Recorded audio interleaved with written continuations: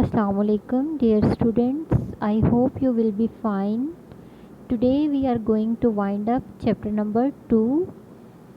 We have started Ideological Foundations of Pakistan, Pakistani मुआशरे की नज़रियाती बुनियाद. इसका जायज़ा लेते हुए आपने मुख्तलिफ हेडिंग्स का मुताला किया था. आज हम हेडिंग नंबर 11 से अपने लेक्चर का आगाज़ करेंगे. आलमी बरादरी में बावकार मुकाम हासिल करना. पाकिस्तानी मुआशरे की तामीर इस असूल पे कायम हुई थी कि आलमी सतह पे ना तो हम किसी भी दूसरी रियासत का दबाव मंजूर करेंगे और ना ही हम अपने से कमज़ोर ममालिक पे किसी किस्म का दबाव डालेंगे, बल्कि आलमी सतह पे बावकार मुकाम हासिल करते हुए हम अपनी मंजिल मकसूद की तरफ गामज़न रहेंगे. नंबर 12, मुआशी तरक्की की रफ्तार में हमने किसी से पीछे नहीं रहना, बल्कि जो तरक्की याफ्ता ममालिक हैं जैसा कि अमेरिका, जापान, चीन, इसके अलावा दीगर ममालिक, हम उनसे भी सबक सीखेंगे कि किस तरीके से उन्होंने किन असूलों पे अमल करते हुए अपने तरक्की की शरह को बढ़ाया था. इसके अलावा हम साइंस और टेक्नोलॉजी की फ़ील्ड में जितनी महारत हासिल करेंगे, पाकिस्तान के अंदर इंडस्ट्री को उतना ही ज़्यादा फ़रोग़ मिलेगा. इसके अलावा अफराद में ख्वानगी का रुझान, मेहनत जितनी ज़्यादा होगी उसी तरह से पाकिस्तानी मुआशरे में तरक्की की शरह भी बढ़ती जाएगी. जब हर फ़र्द बासलाहियत होगा, तालीम याफ्ता होगा, तो बेरोज़गारी ख़ुद ब खुद कम होगी, गुर्बत दूर होगी और इस तरीके से पाकिस्तान के अंदर मुआशियत मजबूत होगी.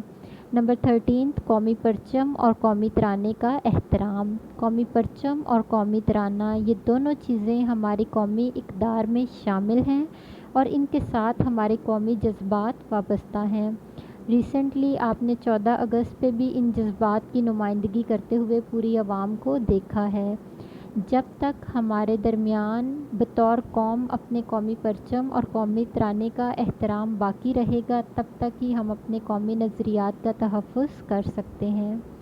यहाँ पे आपका ये लॉन्ग क्वेश्चन मुकम्मल हो गया है कि नज़रिया पाकिस्तानी मुआशरे की बुनियाद किन नज़रियात पर कायम है, या पाकिस्तानी मुआशरे की नज़रियाती बुनियाद का इमरानी जायज़ा पेश कीजिए. लास्ट पे एक बहुत इंटरेस्टिंग टॉपिक है मसला. इसी चैप्टर में जो आपने पढ़ा है उसको मद्देनज़र रखते हुए कि ये बहुत रहनुमा असूल हैं या नज़रियात हैं जिन पे पाकिस्तान की बुनियाद कायम है, लेकिन वो कौन से मसाइल हैं जिनकी वजह से पाकिस्तान आज अपने नज़रियात से दूर है या हमारे कौलो फ़ेल में तज़ाद है. इसमें देखें जो लाइन्स अंडरलाइन की गई हैं, नज़रियाती या लिसानी बुनियाद पे कायम होने वाले मुआशरे अक्सर गैर मुस्तहकम होते हैं. जो मुआशरे या जो रियासत नज़रियाती बुनियाद पे कायम होती है, ये फ़ितरी तौर पे बात नज़र आती है कि 3 नस्लों के बाद आहिस्ता आहिस्ता वो रियासत उसी जगह पे जा खड़ी होती है जहाँ से उस रियासत का वजूद स्टार्ट हुआ था. इसी तरीके से आप देखें कि पाकिस्तानी मुआशरे में हम अपनी नई नस्ल को तालीम तो दे सकते हैं, इल्म के ज़रिए उन्हें आज़ादी की अहमियत तो दिला सकते हैं, लेकिन उस नस्ल में जो जज्बात एहसासात हैं वो कभी भी उन लोगों जैसे नहीं होंगे जिन्होंने लाजवाल कुर्बानियाँ पेश करते हुए पाकिस्तान को बनाया था. सेम यही सिनेरियो हमारे हुक्मरानों में है कि जो हुक्मरान या जो लीडरशिप पाकिस्तान के क़याम के वक्त मौजूद थी, आज वो एहसासात इन लोगों में नहीं हैं. यही वजह है कि हम अमली तौर पे अपने नज़रियात से बहुत दूर होते जा रहे हैं.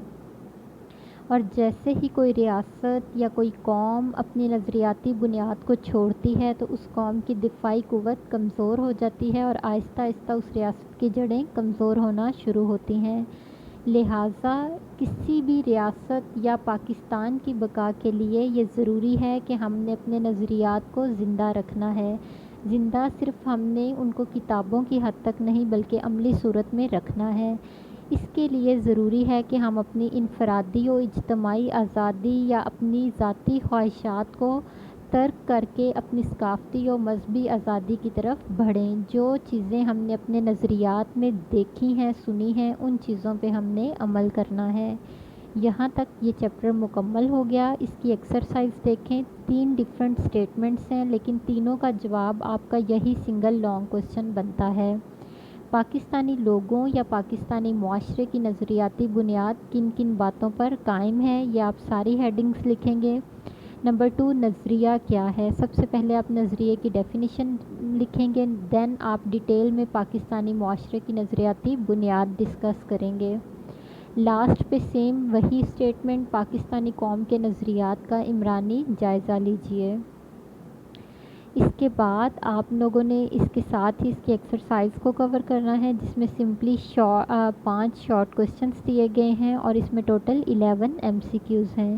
اس ویک کے لیے آپ نے آج کی ڈسکسڈ ہیڈنگز اس کے علاوہ شارٹ کوسچنس اور MCQs کو پڑھنا ہے. اس میں کوئی کنفیوژن ہو تو آپ ان چیزوں کو نوٹ ڈاؤن کیجئے گا. اللہ تعالیٰ آپ سب کا حامی و ناصر ہو. اللہ حافظ.